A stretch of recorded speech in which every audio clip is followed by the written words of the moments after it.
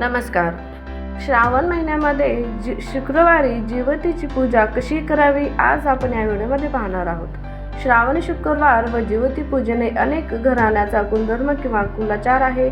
श्रावणातल्या शुक्रवारी कुलदेवीची व लक्ष्मीची आराधना करून सुवासिनीला भोजन व हळदी कुंकू फुले पाने सुपारीसह दक्षिणा देऊन सत्कार केला जातो. याला सवासन करणे असे म्हणतात.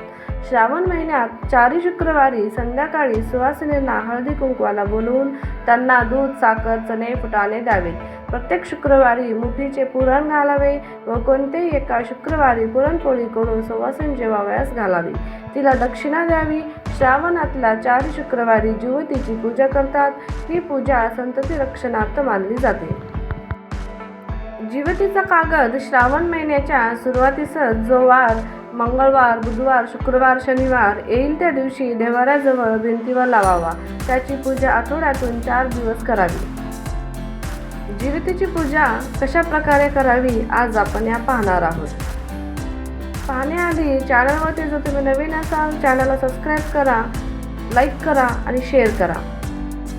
श्रावण शुक्रवारी कुलदेवीची व लक्ष्मी मातेची तसेच जिवतीची पूजा करावी. फुले, आगारडा व दुर्वा यांची एकत्र करून केलेली माळ, हळद कुंकू लावलेले 21 मण्यांचे कापसाचे गेजवस्त्र, गंध, हळदी कुंकू, अक्षता लावून जिवतीची पूजा करावी. पूर्णाचे 5 किंवा 7 किंवा 9 असे दिवे करून लक्ष्मी मातेची व जिवतीची आरती करावी. विड्यांच्या पानाबरोबर सुपारी व फळ ठेवून दूध साखरेचा व चणे फुटाण्याचा नैवेद्य दाखवावा. त्या दिवशी स्वयंपाकात मुख्य म्हणजे पुरण घालतात. बाकी स्वयंपाक वरण भात, तूप, भाजी, पुरण, खीर, चटणी, कोशिंबीर, तळण, वाटलेली डाळ, आमटी इत्यादी करावा. ह्या दिवशी मुलांना मान म्हणून आरत्या किंवा मुरण्या देतात त्या कराव्या. आरत्या कणकेत गूळ तुपाचे मोहन घालून छोट्या छोट्या कुरकेळी तळलेल्या पुऱ्या, मुरण्या पिकलेल्या केळ्यात रवा गूळ खोबरे घालून छोटे छोटे तळलेले गोळे. देवाला रांगोळी काढून नैवेद्य दाखवावा. सवासिनीच्या ताटाभोवती रांगोळी काढावी. जेवावयास बसण्यापूर्वी पानापुढे विडा दक्षिणा ठेवून नमस्कार करावा. जेवण झाल्यावर सवासिनीची खणा नारळाने ओटी भरावी.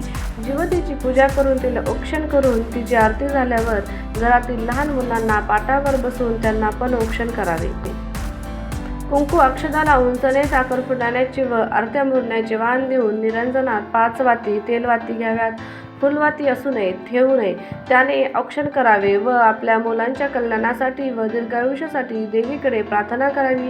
परगावी जर मुलं असतील तर 4 दिशेला औक्षण करून अक्षता टाकाव्या. म्हणजे परगावी असलेल्या मुलांचे औक्षण केल्यासारखे होईल.